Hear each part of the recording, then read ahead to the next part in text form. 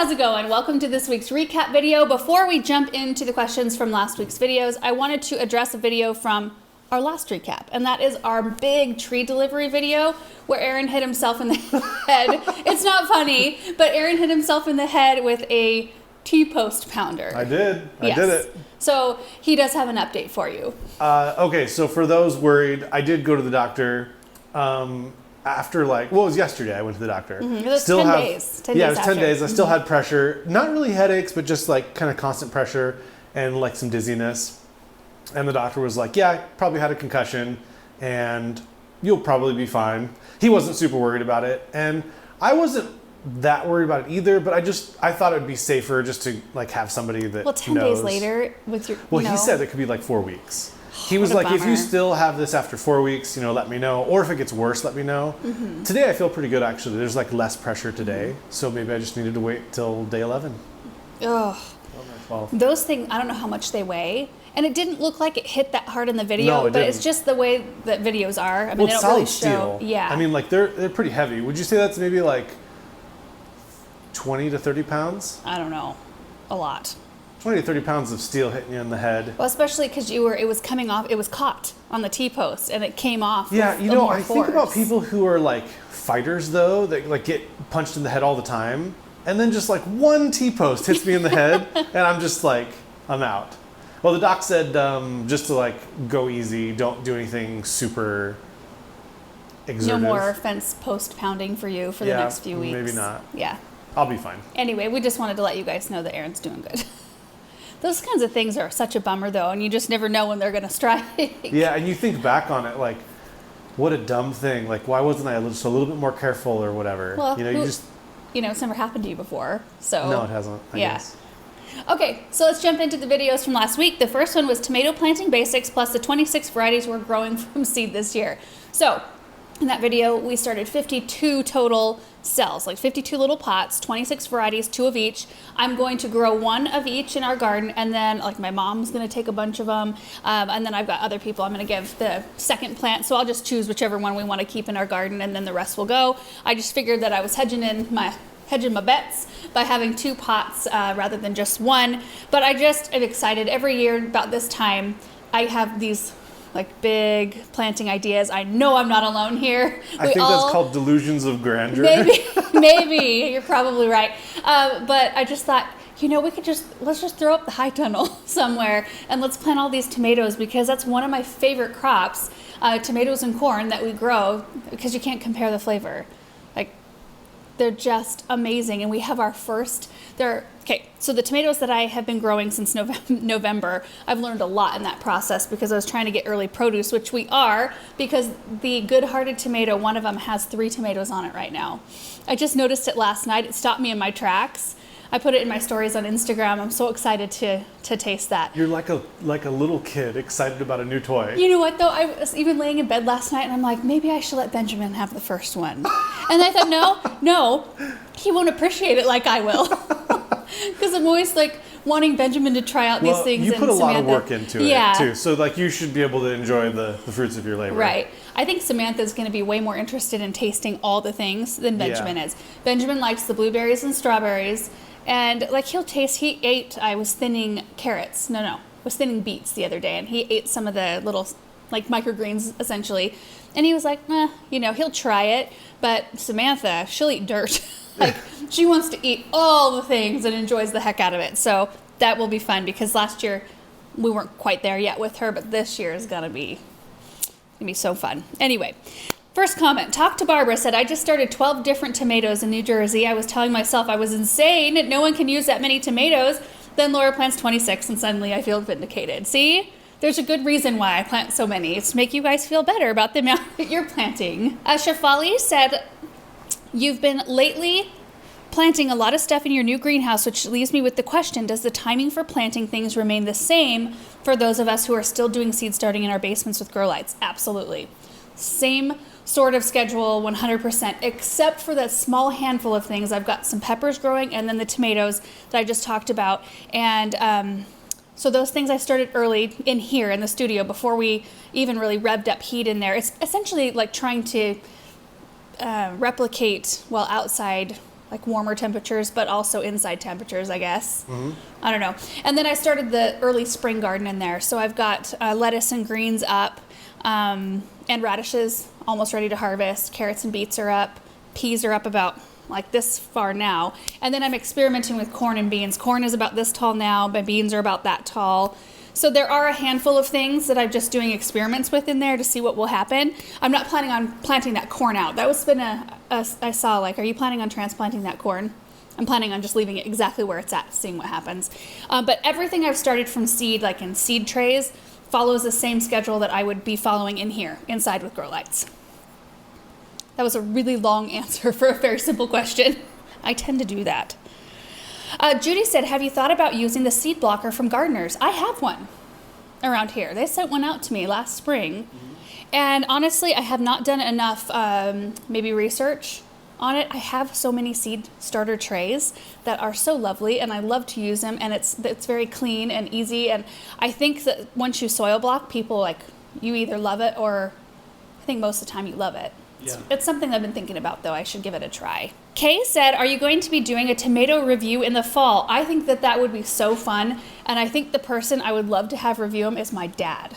Yeah. My dad hones in, like, he is good at stuff like that. And he tends to be like a connoisseur of different things. And he's always been very, not staunch in the varieties of tomatoes he plants, but particular. And so I think that would be really fun. It needs to be a blind test. Yes. That's the fairest way to do it. How could we film that in an interesting way? Because I think that would be so fun. I mean, I would like to blind you test. and him sit down at a table and blind test the tomatoes. You guys could rank them. You could rank like on a scale of 1 to 10, like how much you like it. You could rank like the acidity level. You could rank, I don't know, sweetness and things like that. I think he'd be better at it than I would, though.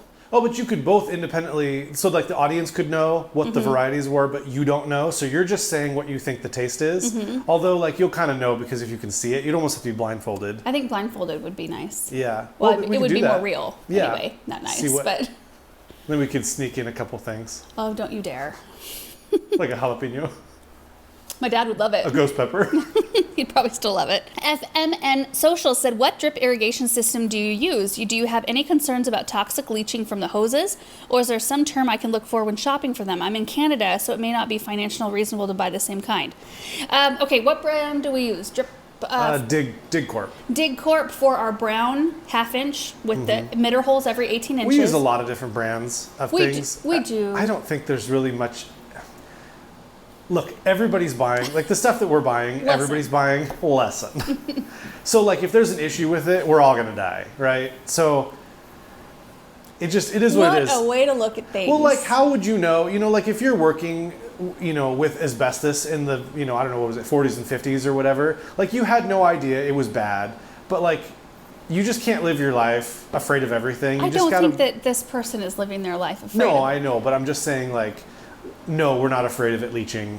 Well, I think when it's made for, it's drip tubing made for gardening, it's probably gone through some sort of a quality control.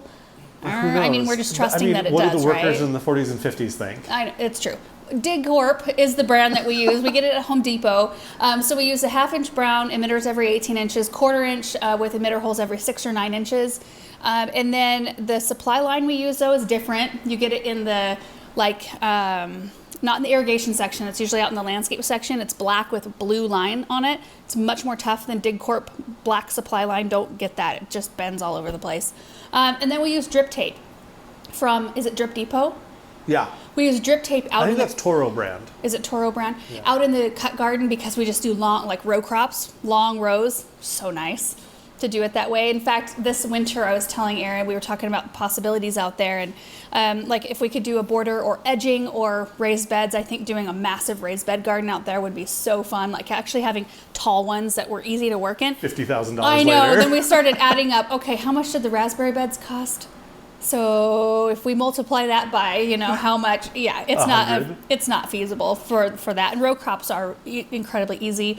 And then drip tape only goes in straight lines. There are elbows and stuff you can buy, but you have to do it in a square sort of grid. You can't do wavy lines like you can with the Drip tape plastics. doesn't work well in flower beds because it doesn't curve. Right. You really need, round Round tube stuff. for flower beds. Rebecca said, are they GMOs? No. In fact, to my knowledge, all of the seed that consumers like us regular gardeners can buy, there are no GMOs available to buy.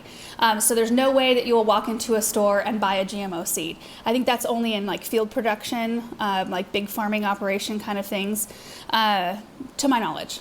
So I know, and it's ridiculous because like we have to put down at Andrews and on top of the bulk seed bins, it says no GMOs. Well, they couldn't get it's GMOs just because anyway. there was so much like negative publicity. Yeah. I'm not saying good or bad or anything, but there was so much publicity about it that everybody then has to state it, even though like it's not possible to even get your hands on them in I've seed heard packets. that about all sorts of things, like is it like eggs or chicken or something like that, where it says like hormone free? Like nobody was ever putting hormones to begin with. They just randomly put it on. It makes you feel good. Yeah, it's just like, oh, hormone free, great. But technically that's not even true, because like chickens have hormones. So, I mean, I suppose what they're saying is they weren't injected with hormones, but they were never injected with hormones. So things like that just don't even matter. Yep. So none of them have hormones.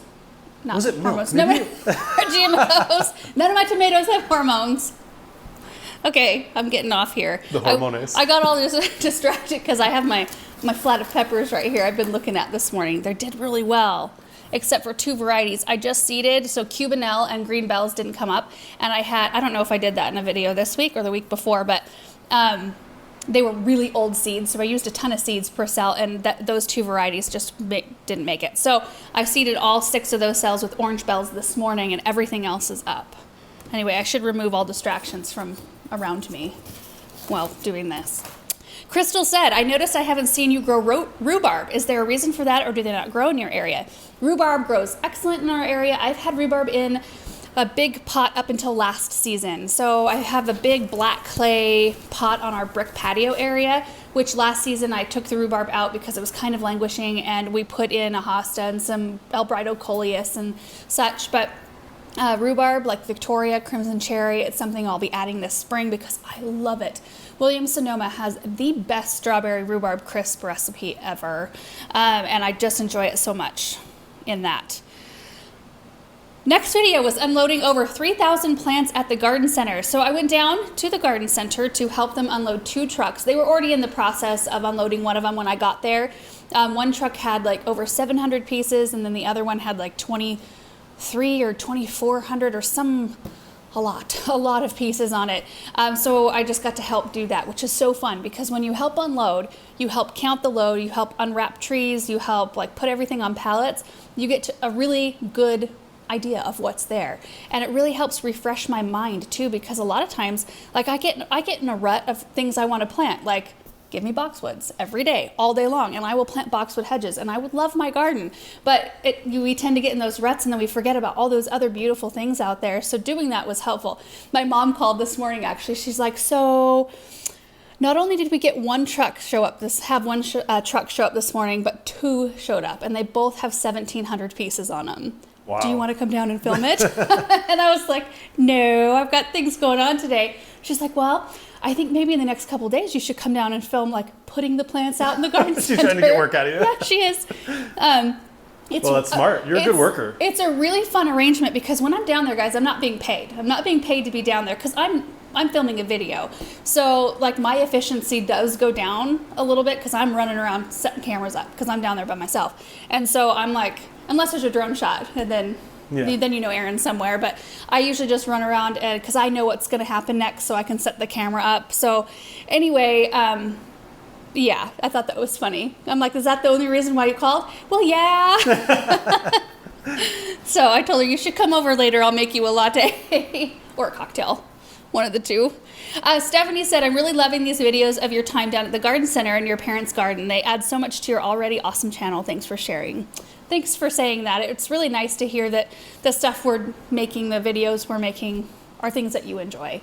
We try to keep it varied, and I thought actually, being down at the garden center more is good for me because it does feed me a lot, but it also creates a little bit of variety for you guys. And I want there's only so much seed starting. In fact, I'm doing another round of seed starting today in the greenhouse. I'll probably put it in my Instagram stories, but I'm not going to film a whole dedicated video because I've done it so much, and I don't want to burn you guys out on seed starting. It's my last big 6 to 8 week flower seeds that are going to be going out into the cut garden. Mostly, just so you know, stock, sweet peas, linaria, mignonette.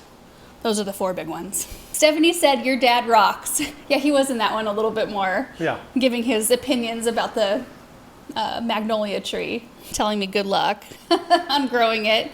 Laura, you drive the forklift like a boss. When I'm down there, I was kind of, the first time I was down there for a tree load, I thought, ooh, I drive the forklift on occasion now, not like I used to. And so when there's a lot of people and a lot of moving parts and there's little alleyways to drive through, I kind of thought, oh, I hope it all floods back.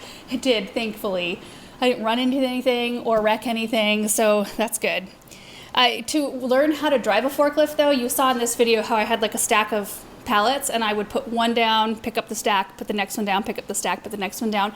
That's how I learned how to drive a forklift. My dad set me out in the back, in that area, when there was no plants, it was wide open, set one huge stack of pallets up. And he said, I want you to take down one pallet at a time from the top and make a stack right over here. So I want you to move this stack one pallet at a time over here. And so it was a lot of backing up, maneuvering up and down and with the forks. And I had to do that a few times. That's kind of my education. And it worked out pretty good. Had a few mishaps, but not many. I'm curious about those butterflies of your mom's, a sneak peek of future butterfly garden tour. I think we're going to be planting those for my mom. And I should have focused a little bit more on them after I watched the video through. I thought, I didn't really show them up close. They're a type of arborvitae, I think. They're a thuya. So they are a topiary trained into that butterfly form. And the interesting part about it to me is it's multiple stems. It's not just one stem. And I think that, I don't know if that's grown that way so that if one peters out, there's multiple stems to kind of fill in the gap, as opposed to if there was one main stem that something happened, then you would lose your whole topiary. I don't know. But there's a little butterfly form that you just trim everything to, and it'll be fun. She's got some ideas. I'll just do it, she'll probably lay out how she wants things planted, and maybe I can sneak in a few hydrangeas. Teresa's garden said, I love your parents' garden center. Wish it was in my town. Did your mom order plants to add to her stumpery? If so, what did she get? Also, does your mom use the stumpery as a display area for the plants she sells? So the stumpery you probably saw in the background. It's that area where the big log arches and there's a whole big bunch of stumps. She traded a guy pies. Yeah. She made him pies and he brought the stumps for her. It's a good deal for her. Yeah. Before it was a storage area for pallets full of big stones that we used to use in and around the nursery and displays, but we just hadn't used them. They're so hard to maneuver and lift and all of that. So those rocks went to one of the employees' homes. So it opened up that area for something new. So she had those stumps brought in, and then the guys down at Andrews, down at the garden center, they built that archway. So some of the plants that she orders end up there. It really is just another display area at this point. I think in the beginning she was thinking she could use it as a display garden and plant in it and have it be more permanent, but they just need the space. I mean, you guys saw how much space is utilized back there. And then we typically get a huge sold pile too.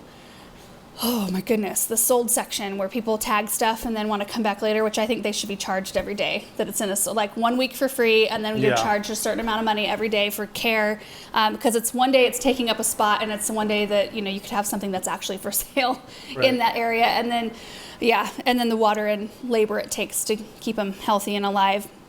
Anyway, that section gets quite large. So they use that stumpery area for that, and then for displaying really fun evergreens. In fact, I stopped there yesterday, and they were moving evergreens in and displaying them around those stumps. Vera said, such fun to see Laura's enthusiasm for these deliveries. I'm very excited for nurseries to open in the spring here in Ontario, Canada. Patience is the name of the game. It is this time of year. Question, are the Proven Winners Oh So Easy roses a variety you plant? I discovered them last summer and just love them. Planted Italian ice in my garden, and I plan to choose a couple more varieties this season. So we have Italian ice. We planted 3 of those last year. I have paprika, which has performed like a beast. That rose is just always in color. It's always in a nice shape. We have lemon zest, which those have been, I think they maybe need more sun. Yeah, I think so. I think that they could be moved to a more, but I love They're going to have to be moved because they're going to be in the way. You think of the so? new pathway, I think so. Well, either way, they need more sun. They're right beneath a maple Well, that's not growing. in the South Garden. Yeah, I love that area just to dump things, Yeah. really. And it's real sunny out there. Where they're at now, the red point maple we planted is growing way quicker than I thought it would. Yeah. Starting to shade that area, which is great. But then we have to do kind of an exodus of plants to more sunny location. But the bloom color on lemon zest is so pretty. And then I have one that I don't even know that they grow anymore. It's like a Oh So Easy Peachy Cream. I think there's a name. It's the one in front of our chicken coop, and the color on that one, especially when you have it up next to like that purple butterfly bush and the Zephyrin roses, it's just such a beautiful color. The nice thing about Oh So Easy roses, they're a landscape type rose. They're a type that blooms freely all through the summer. You don't have to deadhead them to encourage more blooms. You don't really notice that they need to be deadheaded, which is a huge bonus for me. That's one of the reasons why I've shied away from doing a dedicated rose garden, because I cannot stand it when roses are unkept. And if we have a mass amount of them and they create like a petal mess on the ground and stuff, like in small doses I can take it, but I think in like a big dose, I'd have to like dedicate some time, and I don't know that I'm ready for that yet. You'd almost need like a dedicated gardener to help with that. Yeah, and I couldn't be, because we're just all over the place doing different things. And people will get sick of rose cleanup videos. Yeah, today I'm cleaning up rose petals. And they don't have to be pruned necessarily. I did prune the ones in front of the chicken coop because they were getting some wild arms. So that's the only time when you would want to trim them back, just to size control or shape control them. But other than that, it's only cutting out like dead or broken branches, and then that's it. Easy. Christopher said, love that stacked wood arch. How was it made? So I can't really remember. We've showed kind of a close-up, but I think there's 2 metal straps, like not straps, they're thick metal that were bent. Oh, yeah. So they were put through a metal bender. There's such a thing, right? Sure. Anyway, so there's like a metal platform on the bottom, like right here, and then those 2 pieces of metal were attached, welded to the bottom, bent, and then there's like crossbars, metal crossbars, and then the wood was either wired, like with a heavy gauge wire, or bolted. So the logs that are up here have been bolted so that they won't fall down. So like a long bolt was run through, and then the other ones are just heavy duty wire. Like when you start to look at it, you're like, oh, okay. But you have to have all the equipment to do like the welding, and the guys down there are really talented. Nindy said, I love the field trips to Andrews. Does your mom sell garden answer merchandise at Andrews? They did at one time, and we just kind of fell down on the job.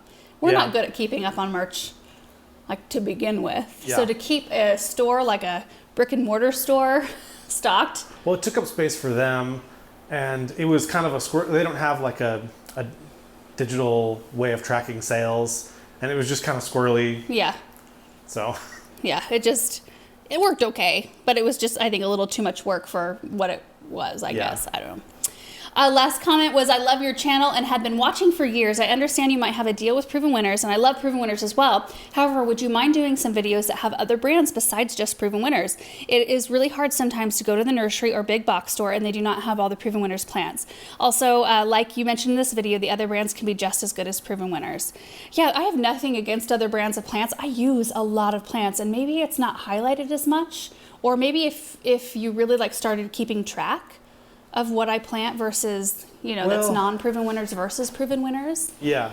You do plant a lot of stuff that's not Proven Winners, although you are pretty loyal in certain categories. Yeah. I feel like super petunias are one where it's like you just don't even mess with other petunias. I just haven't found anything better. I mean, once I started using super petunias in the downtown pots before we ever even started a channel, and started working with Proven Winners, that was it. That was done. I have no interest. I think we get so much sun here, and there's such, sun. Not that other petunias won't. You can kind of tell a difference though. Like I feel like super petunias have like I want to say like a thicker bloom to them. They do. In fact, they're bred less that way. Floppy. Yeah. Like so other they get water petunias on them. Can get bigger. I've seen other petunias that are larger maybe, but they look more like translucent. It's almost like they collapse if they get overhead water or rain or that sort of thing. Like even myself, I feel like if I was looking at arrangement, I feel like I could pick out a super petunia versus not a super petunia. So maybe that's what it is that there's certain categories that you're pretty loyal to Proven Winners, but you plant a lot of other stuff. I mean, if you go through our videos, this last fall planting out stuff in the South Garden, you put a lot of stuff out there that wasn't. Yeah, well, like the whole cut garden. UW. All the things. But also like, it's tough too because we have good luck with Proven Winners plants. Yeah, I mean. So you kind of want to do what's kind of tried and true for us, for our area. And they're very easy to find in our area too. And I know that that is frustrating to like want a plant that somebody is using. It's happened to me before too, and you just cannot find it. Mm-hmm. Like if anybody can find a wedding cake dogwood and let me know where to get one, like let me know, because I can't find one anywhere. But Proven Winners, like you find them at pop-up greenhouses in front of grocery stores here. So they're available, easy to find. But that's not the case for everybody, which is unfortunate. I know, it is unfortunate. But yeah, we've already got, I picked up a couple of lilacs that are non-Proven Winners, tree. We've got several things behind the barn that I'm wanting to plant. I just haven't yet, that aren't. So I think it'll be a mixed bag. But when it comes to annuals, I do lean heavy on Proven Winners because they perform. They just do. Next video is flower bed cleanup around the chicken coop. So it was a mess. Total mess. Big flopped over artichoke, climbing roses that need a ton of attention, just a major cutback and cleanup. And it pretty much is sitting exactly how I left it at the end of the video. I haven't picked up and done the back side yet. I just kind of run out of time. When I started the video, I'm like, I'm going to do this whole flower bed. I'm going to train all these roses, and then I'm going to fertilize, mulch, and plant all the planters. I only had like 3 hours to get everything done and film the whole thing. And so, I don't know. Training climbing roses takes some time because you have a lot of cutback. You want to take it slow so you don't accidentally cut something out that you actually wanted to keep. Then you have to pick all the old leaves off, and then I have to like put the little, tacks and stake things up. It just is much more involved than I always remember it being. So first comment was attention, Def Dis. Hoping for a part 2. I'd like to see the wisteria get tackled, and I'm curious about the coral bells. What made you think they didn't make it? I planted some for the first time this year. Coral bells for us, heucheras, they are, my dad calls them annuals in our area.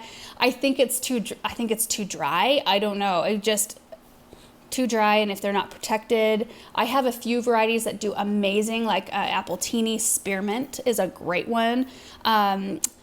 What are the other ones that come back faithfully for me? Black Pearl does really well.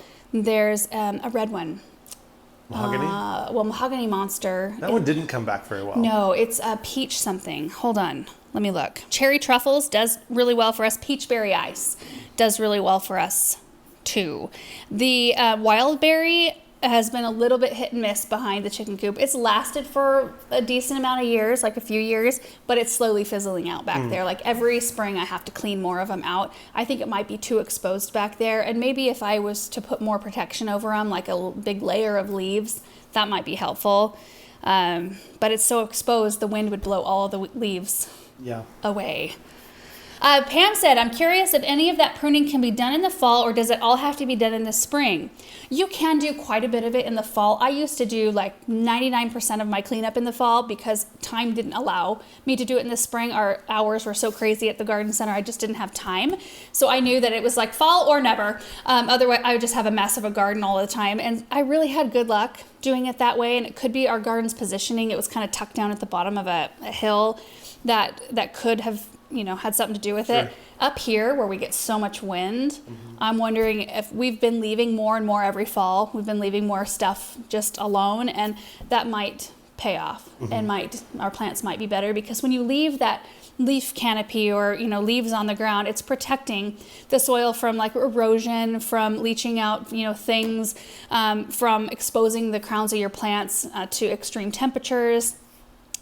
I think overall it's a good thing to leave it if you can. The only couple of plants I can think of that you would want to clean up for sure are hostas and peonies, because they tend to carry over bad things that you don't want to perpetuate. So those are a good cleanup in the fall, but everything else you can pretty much leave alone. In fact, we left a lot of our annual stuff.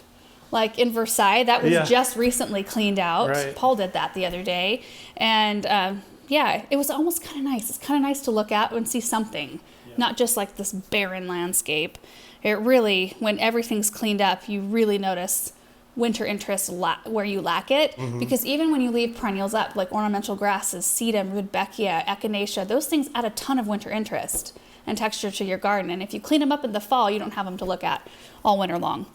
Bethany said, I didn't realize those beautiful zephyrines are thornless. Yes, they are. So I know when there's a branch coming out, because they're not own root, they are grafted. So if I have a branch come out from below the graft union, I can tell it's not a zephyrine because it's got thorns on it. So I can clip those out right away because I know they're going to be like the Dr. Huey or whatever, that little red rose. But yeah, they are a joy to work with. But I have been using some gloves. I'm going to grab them quick because I want to show you. They're those ones I started using with the colettes that are amazing. Hold on. These are a type of Felco glove. They're the ones that are white on the back side. We'll put it on the screen. Yeah, we will. These do not allow any thorns to penetrate. Like you can just get right into like the thorniest rose you have, which the colettes on our arbors that flank our raised bed garden, they are the worst. But I can get the job done so fast because those are the medium durability, right? Because they have a thin one, they have that one, and they have like a leather one. Is that right? I think I've got. Maybe I don't have a pair. And the leather ones are the ones that they say are for roses. Yeah, but so you don't use those. There's these. These are like the lighter duty, which are great. These are medium duty. No thorns are getting through them. But I don't know. The other ones seem a little bit more fumbly. Like I can move my hands. Yeah, better in these. So love these. Ninja Orchid said, I love seeing a flower bed ready for spring. May I ask how the compost project is coming along? Is it? Or will that be something later in the year? Hopefully later in the year.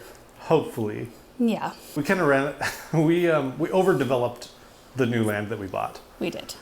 And we didn't really leave enough space. We have filled up like everything behind the orchard fence. Yeah. And we thought we were going to, I don't know what we were thinking. Well, 95 feet of fence seems like a lot of area to... Yeah, somehow we just filled it up with junk. We have extra...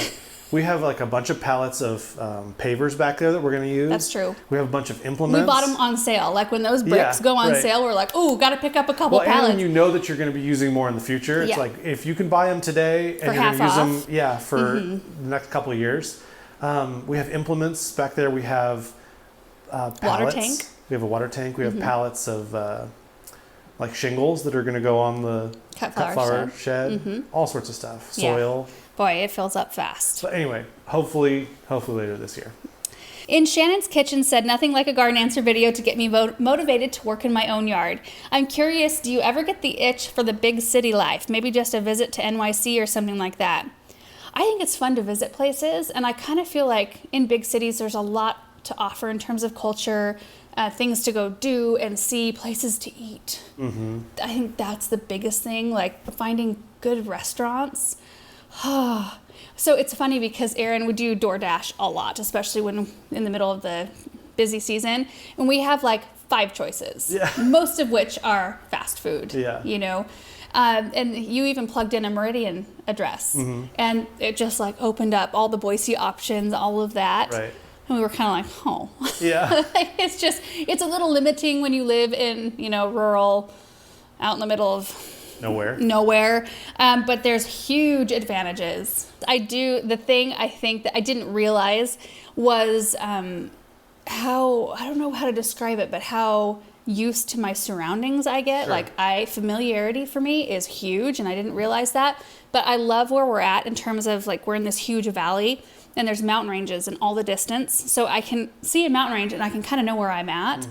And when we're in the Midwest or somewhere where like it's totally open, to where you can see for a great distance, wherever we were at anyway. I know it's different in different areas over there, but where we were at was just like rolling fields as far as the eye could see in all directions, and it almost made me feel claustrophobic because I felt like I don't even know where I'm at. I feel like I'm in this vortex, like this weird reality that I'm not used to. And then when I was in England, staying there, it was a lot of, I was in York, and I was in a flat that looked at the wall, like it's a walled city, and it like looked at the wall across the street, and I was like, nope, can't do this.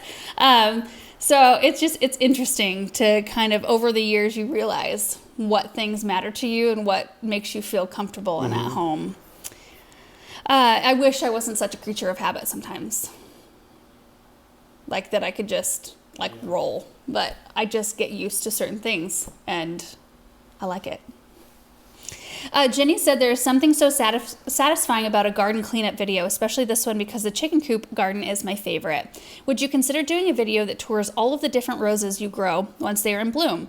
There seems to be such a variety, and I think it would be a fun one to watch. We do have quite a number of roses, really, when you think about it. They all seem to bloom at different times, I know, though. that's the thing. I was going to say the exact same thing. It's like bulbs. You know, all the tulips and daffodils and stuff. You know, the daffs come first, then the tulips, and there's very little time where there's overlap, and usually like one's kind of like which is on what the you way want. out. You know, you want some variation so that there's always something interesting in your garden, but not everything all at once. Right. And then done all at once. But yeah, in terms of roses, it just seems like one will look amazing, and then another one will start to look amazing when that one starts to drop its petals, and yeah. Enthusiastic newbie gardener said, I love that your videos are on my timetable. You gave me the motivation to get out and start cleaning up. That's awesome. What size are the pots with the topiaries? I think, and correct me if I'm wrong, Erin, but I think they're 21 inches. That sounds right. Yeah. The ones with the two topiaries, they're resin, right? They're not terracotta. They're a resin material. They're from Crescent. Oh yeah, The rolled rim. Yeah. Uh-huh. Sure. They've done really well out there. Really well. The Hansher family said, love watching you tackle these important but sometimes tedious or boring chores. Any words of wisdom for those of us who need to emulate your cheerful enthusiasm for tasks like that? Film a video about it. Number one. Number two, have the right tools. It makes such a difference to have the right tools, honestly. Find the things that you love, and then make sure your pruners are sharp and clean and they're not gumming up on anything. And then if it's possible to pick a nice day, like a really nice day, and make yourself a good drink and just like enjoy. Just like try to take it slow and just be there, be present in that moment. And when I am standing there picking leaves off the roses, I'm thinking about that garden that I'm standing in mostly. Like I don't listen to anything. I don't listen to music or podcasts. I'm just like there. I'm outside just in the birds and traffic in the distance. But I'm just thinking about, okay, what can I do here, here, here? What are the implications if I move that over there? And so just like constantly turning ideas over. Strong Cup of Tea said, love the brick border you installed around the coop. Makes it look so tidy. 2 questions. What is the health slash condition of the older arborvitae in the pot near the little lime hydrangeas? We've had that arborvitae in that square pot since the townhouse days. It was in that pot for probably 2-3 seasons. So if it was in there for 3 seasons when we lived there, yeah, it's like 9 years in that pot at this point. It's rooted out the bottom of that pot. So like when you try to move it, you're going to just get like this big gob of roots that come through this tiny little drain hole. It's starting to languish. Like if you actually really look at it, the whole interior is gone. It's like browned up and dropped. And so it's just the outer portion.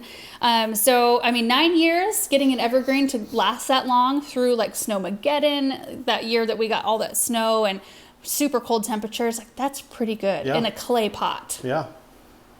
And is the weeping blue spruce being affected by the strong winds? Does it typically need to be staked up to support the main trunk? It's not being affected by the winds, but with that type of evergreen, with the weeping blue spruces, they will grow like to 10, 12 feet tall. I think they may grow taller than that if you keep on staking their central leader, which that one does have a central leader that I will continue to stake probably until maybe about your height, about 6, a little over 6 feet. And then I'll start letting it do its weeping thing. And that's kind of the fun part, because once you stop staking that leader, it will start to turn and weep down, and then the whole thing will kind of take on that weeping habit instead of still having that straight upright. Jolinda said, I went to a garden center the other day to see what was in and to pick up some fertilizer. I got 1 bag of Land and Sea. The guy said they were out, but he was ordering more, should be back in stock in a week. He said this stuff has gotten so popular because of some gardener on YouTube named Laura. Evidently you have a lot of followers here in the South. That's good to hear. I'm glad you got a hold of 1 bag. Honestly, that stuff, it's been a kind of a game changer. I mean, it goes, you guys know, it goes into all of our beds and out in the cut flower garden every time we change a crop out. I think it just feeds that soil.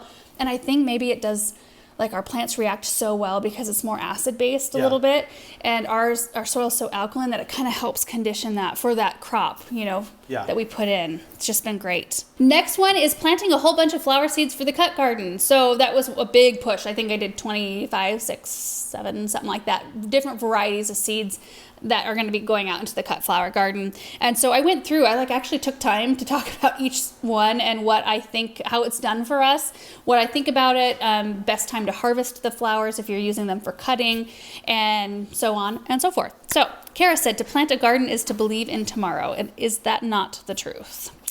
Sherilyn said, any love in a puff vine this year? No, I completely forgot about that. I don't even know. I don't think I've got any seed left.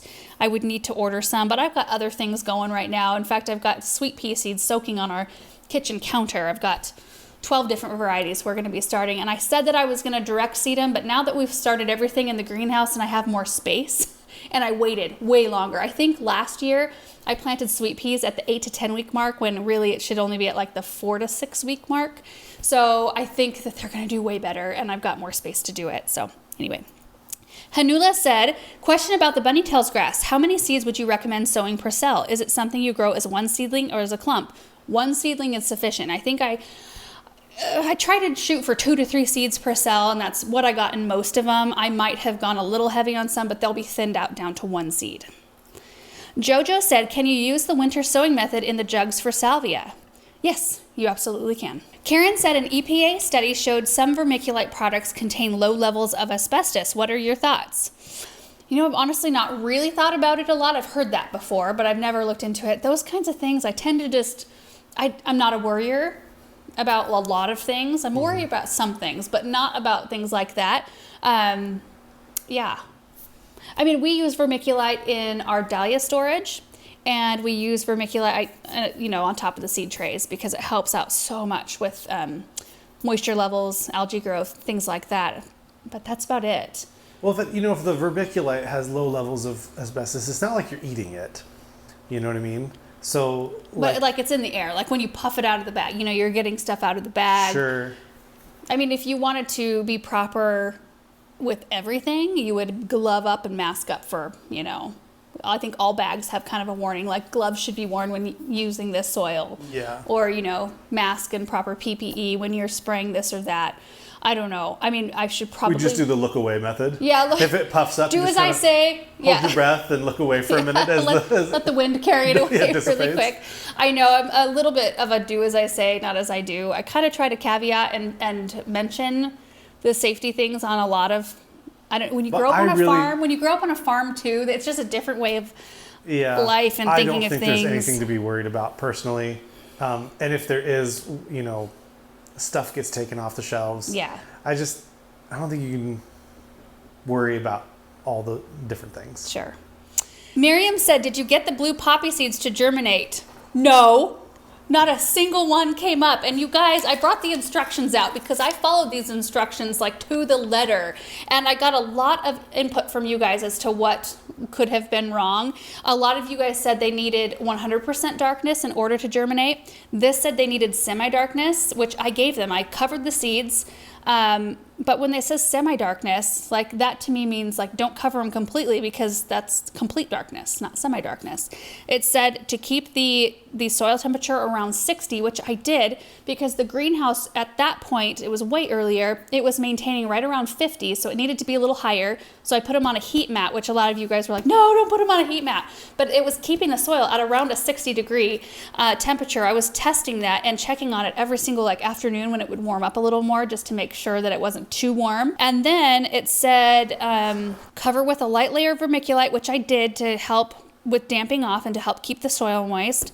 So I don't know, I just followed what this said, and maybe this is wrong. Maybe I did something wrong. Maybe they weren't cold treated long enough because a lot of you guys said they need to be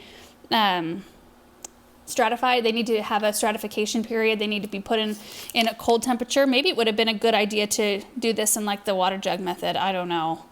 I have another packet of seeds. They're in the refrigerator right now. I'm going to try again. It's probably too late, but I don't know if I'm going to get any luck this year. It might be too late. We'll see. Monique said, did you explain why you're soaking certain seeds? Because the packet said so? Yeah, the packet said so, but some of them, like the blue tie butterfly, butterfly vine.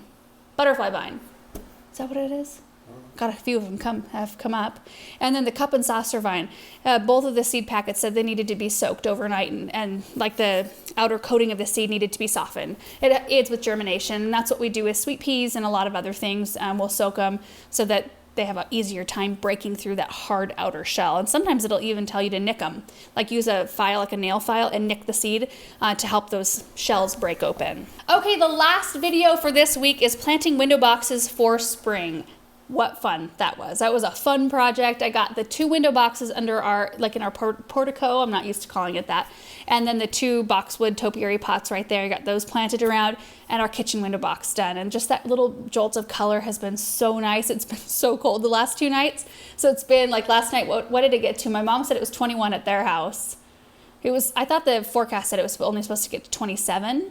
Either way, I've been tenting them at night, and I knew I was going to have to. I think I mentioned that in the video. I was going to have to tent them for the next about week, and they're doing great though. Like, I checked on everything this morning. Everything looks really good, so I'm thankful. Patricia said, I'm a new subscriber to your wonderful channel and couldn't enjoy it more. I'm learning so much from you. At 73, my life has changed a number of times, from a large 100 acres in Connecticut to now a small condo in Clinton, New Jersey with only a small patio.